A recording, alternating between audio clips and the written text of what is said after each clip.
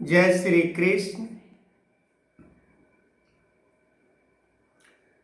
भगवान कृष्ण गीता के 5वें अध्याय में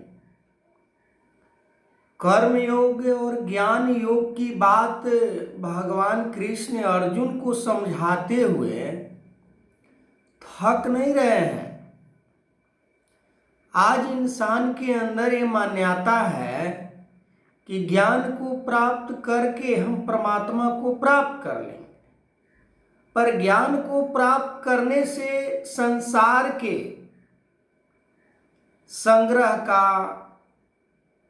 उसको पाने का, उसको इकट्ठा करने का हमारे मन से भाव नहीं जाता है।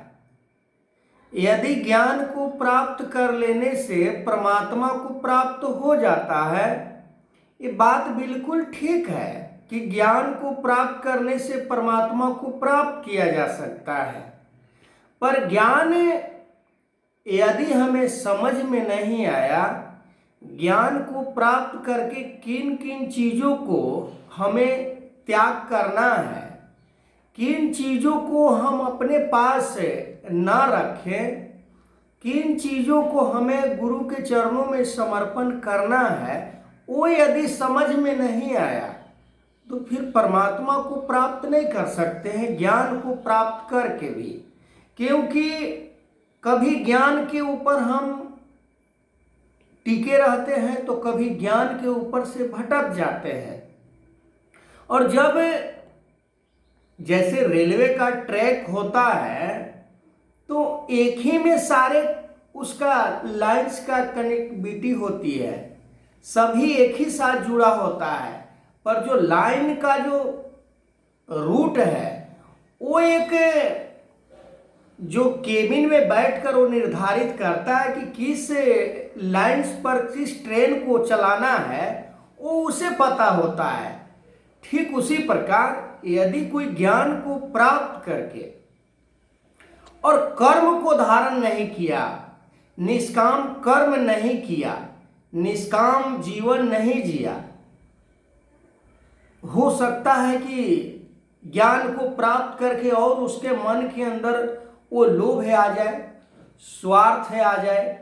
क्योंकि ये मान्यता है कर्म योग और ज्ञान योग। कर्म योग बहुत समय से ये संसार में लिप्त हो चुका था। लोगों ने ज्ञान को प्राप्त करके वो समझ गए कि अब तो बस हमें परमात्मा की प्राप्ति हो गई ज्ञान को प्राप्त करने से। पर ऐसा है नहीं। जब तक हम निष्काम कर्म योगी नहीं बनते हैं तब तक ये परमात्मा प्राप्त नहीं हो सकता है, चाहे कोई लाख कितना भी प्रयास कर ले। हम चाहते हैं कि संसार के भी हम बस में रहें और परमात्मा को भी प्राप्त कर ले। ये दोनों काम नहीं होगा। परमात्मा को प्राप्त करने के लिए निष्काम कर्म योगी बनकर ही प्राप्त किया जा सकता है। ज्ञान को प्राप्त करके केवल परमात्मा को प्राप्त नहीं किया जा सकता है। जैसे कोई बच्चा स्कूल में पढ़ता है और बोर्ड का एग्जाम जब पढ़ता है और उस एग्जाम में ना बैठकर वो घर पर ही बैठा रहे और वो कहे कि हमें बोर्ड का सर्टिफिकेट प्राप्त हो जाएगा, तो नहीं हो सकता है। तो ज्ञान को प्राप्त करके कर्म योग को धारण नहीं किया तो फिर ज्ञान का कोई मतलब नहीं रह जाता है। आज तो लोगों के अंदर देखा जा रहा है कि ज्ञान को प्राप्त करने के बाद भी मन के अंदर इतना स्वार्थ भरा हुआ है, वो समझ रहे हैं कि हमें तो ज्ञान प्राप्त हो गया, अब हमारी मुक्ति हो गई, मोक्ष हो गया। ऐसा भ्रम यदि मन के अंदर है तो हमें निकाल देनी चाहिए कि ज्ञान प्राप्त हो जाने के बाद परमात्मा प्राप्त हो गया। यदि ज्ञान प्राप्त हो गया तो परमात्मा हमें दिखाई देना चाहिए, सामने दिखाई देना चाहिए। परमात्मा को हम देख रहे होना चाहिए कि हम परमात्मा को देख रहे हैं।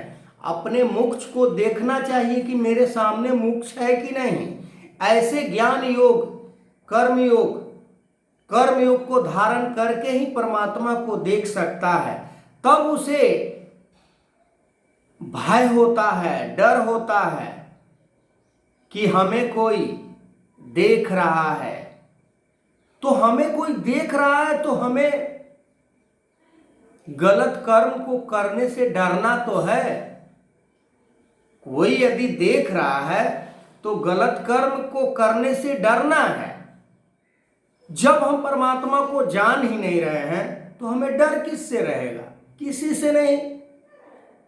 फलाने ने कोई गलती किया, उसको बैक आउट, खत्म करो, उसको दर्द दो, पीड़ा दो, कष्ट दो, यातनाएं दो, परेशान करो।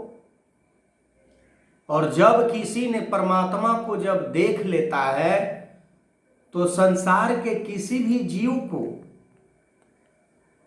किसी भी प्राणी को वो अपने से कष्ट नहीं देना चाहता है, वो अपने से पीड़ा नहीं देना चाहता है। क्योंकि उसके पास जो कुछ भी होता है, उसको जिस कारण से हम पीड़ा देते हैं उस जड़ को ही हम खत्म करते हैं कि किस कारण से इसके पास इतना पीड़ा है, किस कारण से इसके पास इतना दिक्कत है, कष्ट है, मुसीबत है।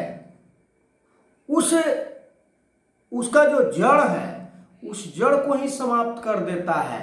उसमें कुछ हमें इन्वेस्ट भी करना पड़े, हमें कुछ देना भी पड़े, हमें कुछ समर्पण भी करना पड़े तो हम उसके प्रति कर देते हैं।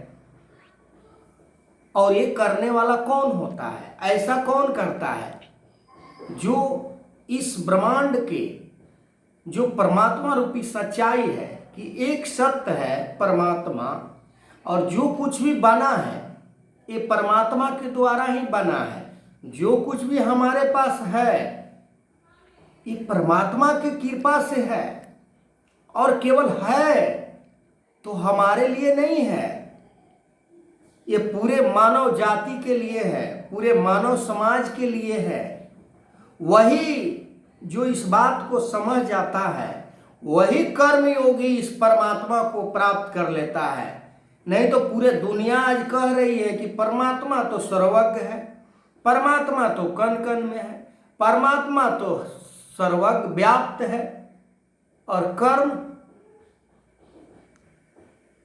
पैसे के लिए किसी से नफरत कर लेना, पैसे के लिए किसी को दुख दे देना, पैसे के लिए किसी से अहंकार में आ जाना, ये माया है।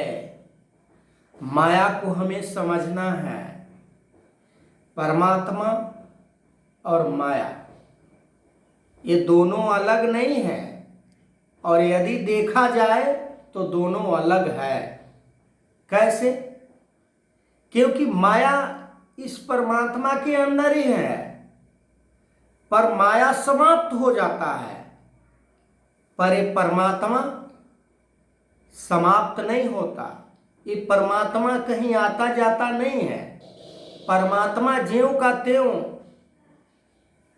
निराकार रूप में, पूरे सृष्टि भी प्रलय हो जाए, पूरे सृष्टि भी नाश हो जाए, पूरे सृष्टि विनाश के रास्ते पर चल जाए तो भी ये परमात्मा को कोई फर्क नहीं पड़ता है।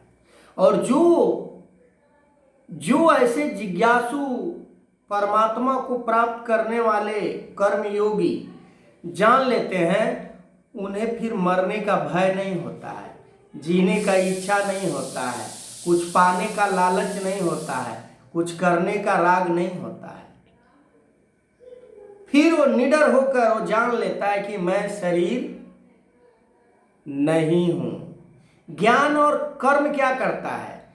ज्ञान हमें शरीर से जोड़े रखता है, और कर्मयोगी शरीर से अलग होना चाहते हैं कि मैं शरीर नहीं हूं।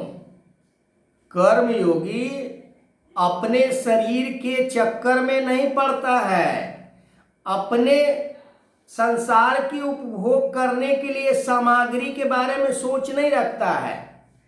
वो पूरे संसार के लिए उसका व्याप्त सोच होता है, सभी के लिए होता है। किसी को दुख को देखकर वो दुखी हो जाता है, ऐसे कर्म योगी का प्रताप होता है। आगे मैं इस वीडियो को कंटिन्यू करूंगा, पर जाते जाते मैं बताऊंगा कि आज जो ज्ञान प्राप्त हुआ है ब्रह्म ज्ञान, ये सतगुरु माता सुदीक्षा सवेंद्र हरदेव सिंह जी महाराज की कृपा से हुआ है। जय श्री कृष्ण।